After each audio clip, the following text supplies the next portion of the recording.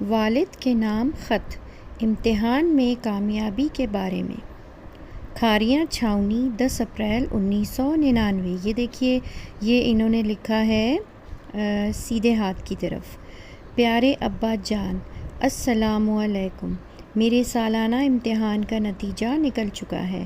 آپ یہ سن کر بہت خوش ہوں گے کہ میں خدا کے فضل و کرم اور آپ سب کی دعاؤں سے اپنی جماعت میں اول آیا ہوں۔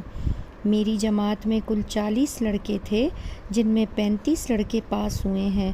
میں حساب میں کچھ کمزور تھا، مگر میں نے سخت محنت سے اپنی اس کمزوری پر قابو پا لیا، اور اس لیے میرے استاد محترم امجد صاحب کا بہت دخل ہے۔ انہوں نے انتہائی توجہ اور محنت سے مجھے تمام مشقیں حل کروائیں، جس وجہ سے آج میں نمایاں کامیابی حاصل کر سکا ہوں۔